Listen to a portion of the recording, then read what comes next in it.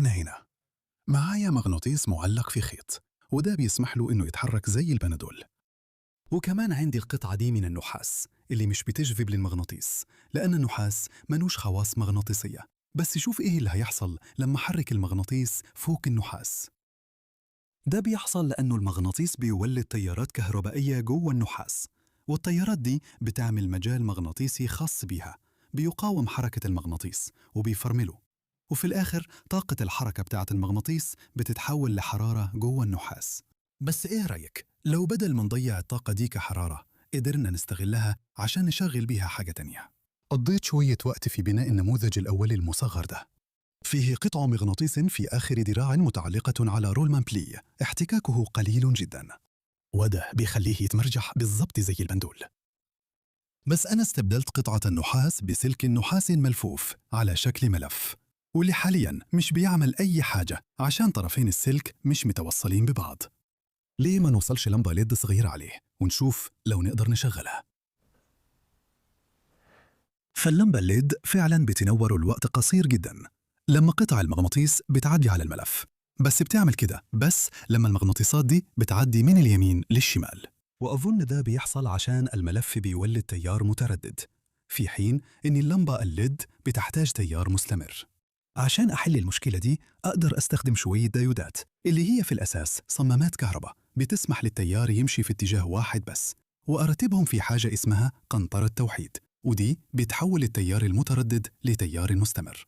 وده كمان معناه إني أقدر أضيف مكثف عشان يخزن طاقة بين كل حركة والتانية. إيه الجمال ده، مش كده؟ دلوقتي لازم نكبر الموضوع ده ونشوف كمان إيه اللي ممكن نشغله. لحسن الحظ أنا عندي فعلا إطار مثلث كبير من مشروع منجنيق قديم، وده بيخليها منصة مثالية لاختبار البنادول. وعندي شوية بواقي قطاعات ألومنيوم مربعة أقدر أعمل بيها ذراع جديد للبنادول. بس ليه أصلاً أحاول أستخرج طاقة من البنادول من الأساس؟ طيب، البندول هو شكل من أشكال تخزين الطاقة الميكانيكية، ومع وجود رولمان بيلي احتكاكه قليل. الذراع لما يترفع بيقدر يحافظ على مرجحة ثابتة لحد ما الاحتكاك يبدأ يبطئه بالتدريج. ومع الهيكل القوي ده بيبقى سهل جدا إني أزود وزن كبير للبندول عشان أخزن طاقة أكتر. وعشان أشحن البندول كل اللي بعمله إني برفع الوزن ده واسيبه، وفي الحالة دي هيفضل يتمرجح براحته لأكتر من ساعة. ونقدر نبني مولد عشان يحول الطاقة المتخزنة دي لطاقة كهربائية صالحة للاستخدام.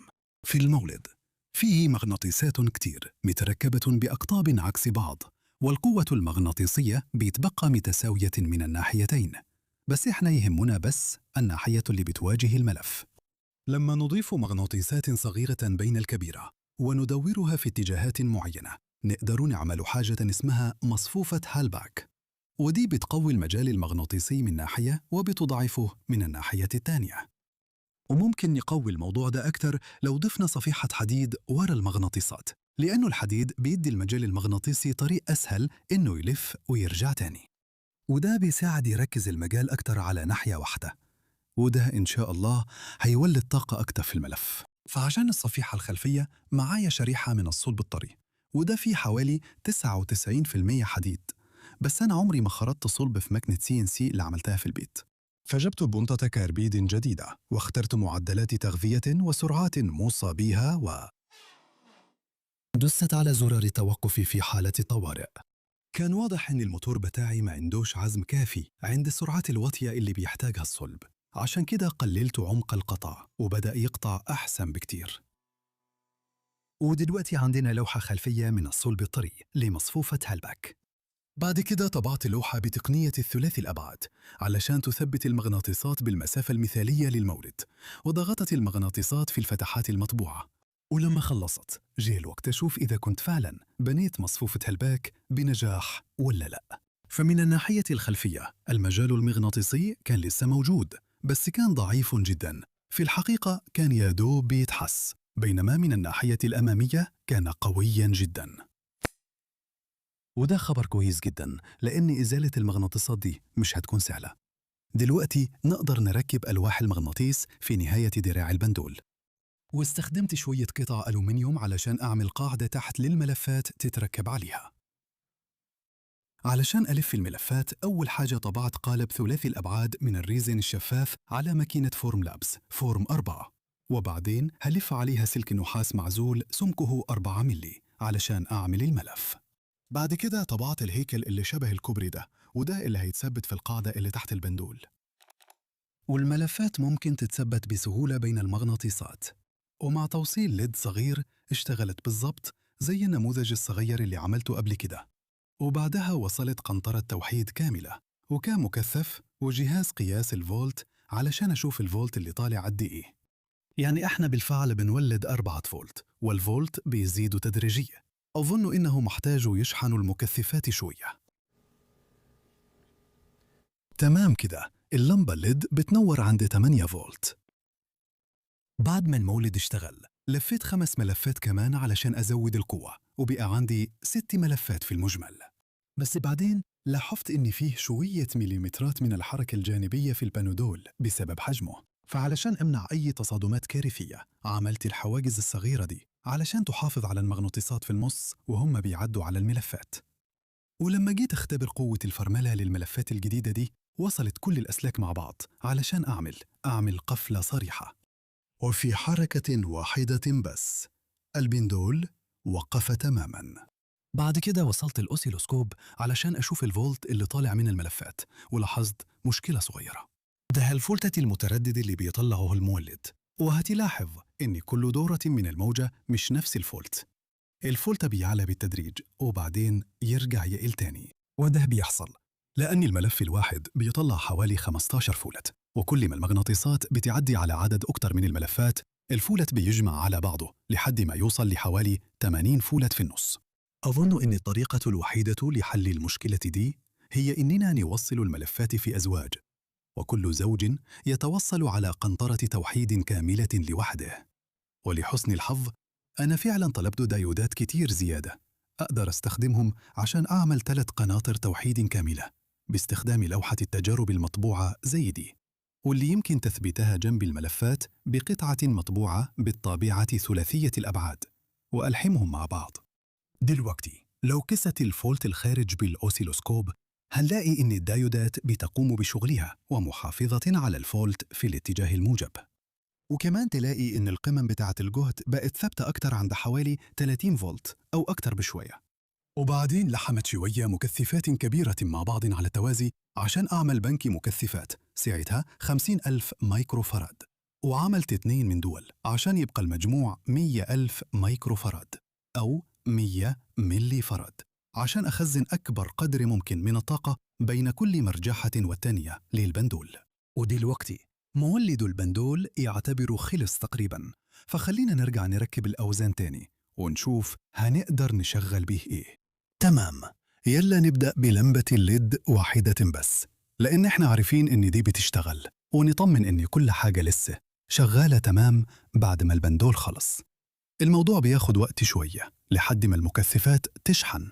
أهو النور بيزيد، الإضاءة بدأت تقوى. تمام، خلينا نشوف لو نقدر نشغل أكتر من لمبة واحدة. يلا بينا، دول لمبتين ليد بيشغلهم بسهولة. النور خافت شوية، فخلينا نزق البندول أكتر شوية. خلينا نجرب 3 لمبات. طب تفتكر نقدر نشغل 4 أو 5 أو حتى 6 لمبات مع بعض؟ بما إنه تشغيل لمبات الليد طلع سهل، فخلينا نجرب نشغل حاجات تانية زي مثلا موتور كهرباء بمروحة. يا سلام، ده قوته كبيرة قوي. المروحة دي فعلا بتسحب طاقة كبيرة جدا من البندول، بس أنا هحطها على الأرض عشان أثبت لكم إني مش مشغلها ببطارية مستخبية في قمي.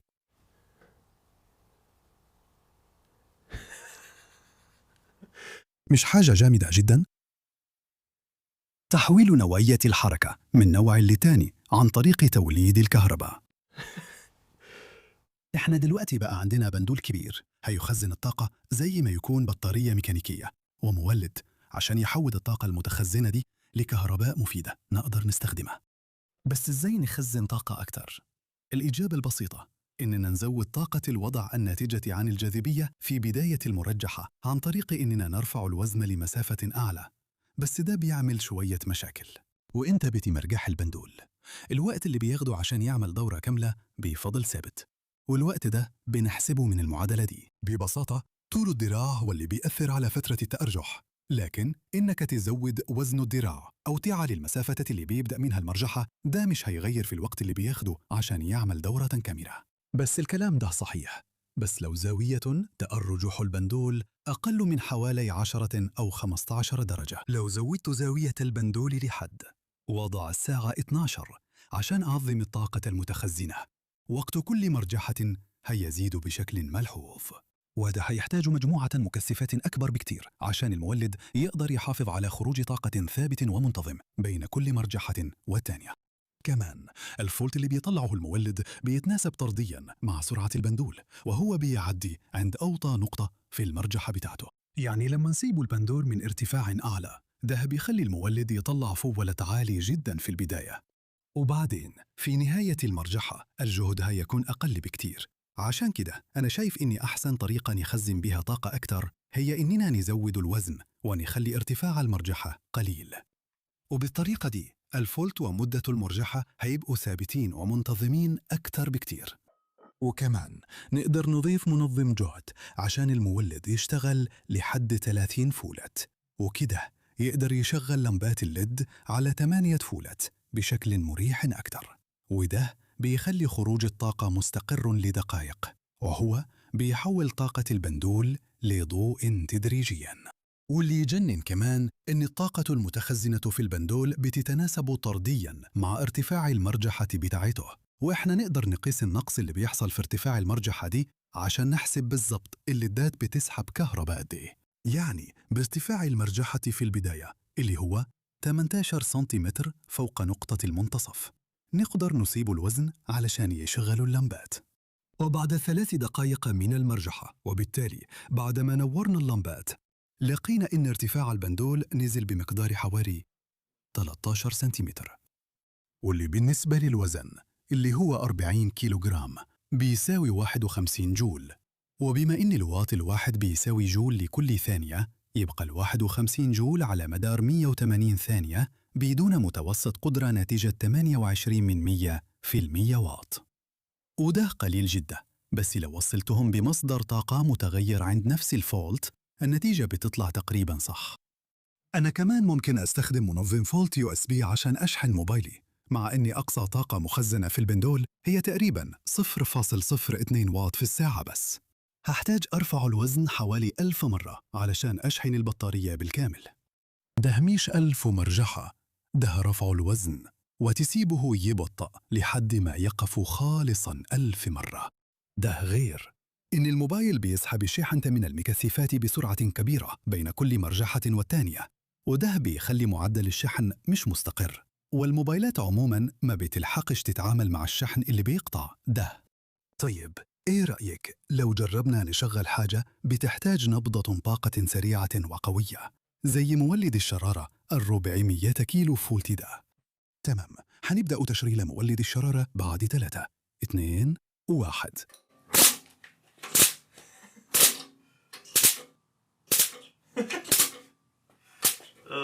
يا خسارة. أو أي رأيك ننقل حركة البندول المتمرجحة لحركة خطية باستخدام قاذف كهرومغناطيسي من اللي عامله في البيت؟ القاذف ده كنت بستخدمه قبل كده عشان أطير طيارة بالريموت كنترول في الجو باستخدام المغناطيس والكهرباء، وشكلي كده كنت شايروه جنب حاجة معدن، فعشان كده حصل فيه شوية أضرار، بس ده مش هيمنعه إنه يشتغل عادي. فلو وصلناه بمولد البندول تفتكر نقدر نطلق الطيارة الورق دي؟ 3 2 1. أنا شايف إن المرجحة الواحدة للبندول ما بتولدش طاقة كافية، فأنا هسيب المكثفات تتشحن وأجرب تاني. تمام، المفروض المكثفات اتشحنت دلوقتي، فخلينا نضغط زر الإطلاق بعد 3 2 1. يا سلام، ده اشتغل كويس جدا. فبالرغم من أن بطارية البندول ممكن تكون كثافة طاقتها ضعيفة جدا مقارنة ببطاريات الليثيوم الحديثة، بس فعلا التجريب بها في الورشة ممتع جدا. يا رب يكون المشروع ده عجبكم واستفدتم منه، وشكرا جدا على المشاهدة.